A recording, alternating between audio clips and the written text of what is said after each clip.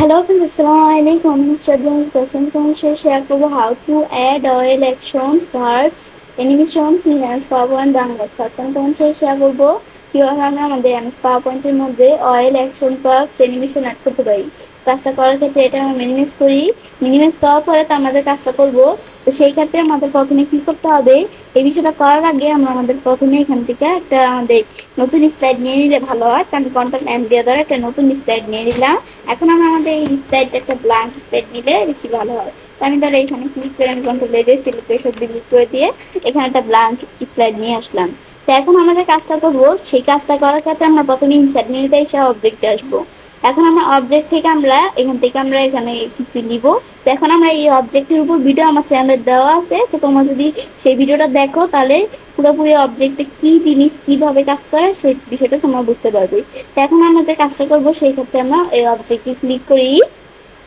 ব্যাস ক্লিক করার পর আমরা যে কাজটা করবো, তো এখন আমাদের মধ্যে এখন আমরা ক্রিয়েট নিউ। তো এখন ক্রিয়েট নিউ, তাছাড়া তোমরা এই যে ফ্রম ফাইল থেকে করতে পারো। আমি ধর ফ্রম ফাইল থেকে প্রথমে করি। তো এখান থেকে আমরা আমাদের ব্রাউজ করে আমি চাইলে একটা ফাইল নিয়ে আসতে পারি। তো এখানে আসলে আমরা তোমরা চাইলে কি করতে পারো, তোমরা চাইলে কোনো পিকচার নিতে পারো। এখানে আমার এই যে এখানে আমরা কিছু পিকচার দেওয়া আছে, এই দিক থেকে আমি পিকচার নিতে পারি, বা তোমরা যদি এখান থেকে চাও যে কোনো ফাইল নিতে তোমরা সেটা নিতে পারো। তো আমি ধরো আমার এখান থেকে যে আমি ধরো এই ফাইলটা নিলাম। তো এখানে ক্লিক করে আমি যদি ওকে দিই, তো এখানে কিন্তু আমাদের কি চলে আসলো, এখানে একটা ফাইল চলে আসলো। তো আসার পর এখন আমরা চাইলে ডিসপ্লে আইকন, এই ফাইলটার আইকন দিতে পারি চাইলে। তো ফাইলের আইকন আমি ধরো এমন দিলাম, দিলে চলে আসলো।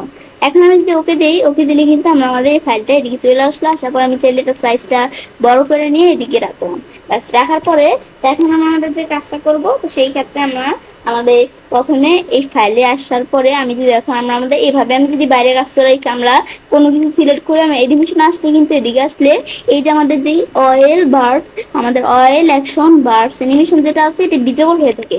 কিন্তু যখন আমরা একটা অবজেক্ট নিব যে কোনো কিছু নাও, তো সেইটা কিন্তু আমাদের ইনেবল হয়ে যায়। তো এখন আমি এখানে আসলে এখন আমি আমাদের যখন এই যে অয়েল বার্ব, এই যে অ্যাকশন বার্বস, এখানে আমি ক্লিক করি, ক্লিক করলে এই যে এরকম অপশন চলে আসলো।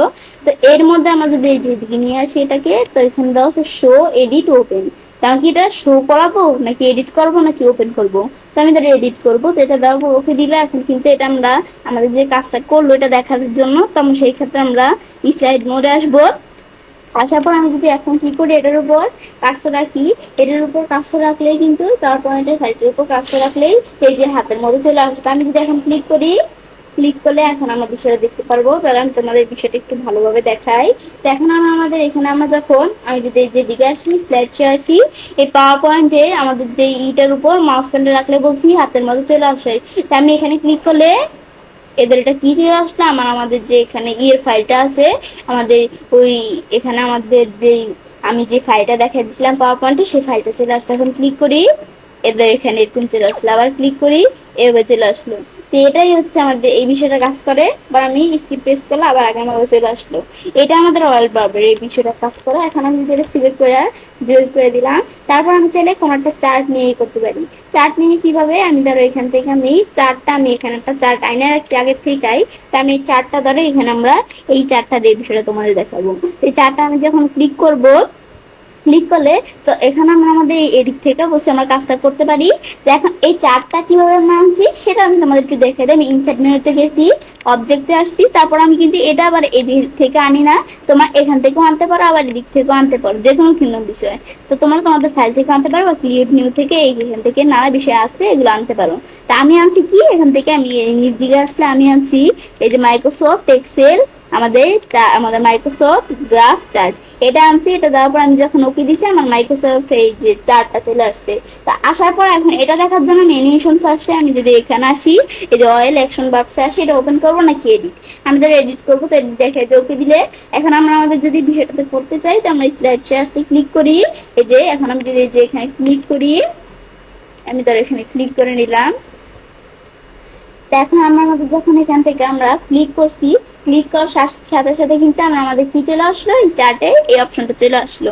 ব্যাস এখানে কিন্তু এবার আমরা দেখলাম এই বিষয়টা কি কাজ করে। ব্যাস এটা আমি ধরো এখানে এগুলো আমরা মধ্যে ধরো ক্লোজ করে দিলাম, বা আমরা স্কিপ প্রেস করি, এখন কিন্তু আবার আমরা আমাদের আগের মতো চলে আসলো। তো এটাই হচ্ছে আমাদের এই বিষয়টা কাজ করে। তো এবার আমি কাজটা করতে পারি। এর আমরা খুব সহজে পাওয়ার পয়েন্টের মধ্যে আমাদের অয়েল অ্যাকশন বা আমাদের অ্যানিমেশন সেট করতে পারি। ফ্রেন্ডস, আমার আজকের ভিডিও তোমাদের ভালো লেগেছে, তোমার চ্যানেলটি সাবস্ক্রাইব করবেন, সবার সাথে শেয়ার করবে।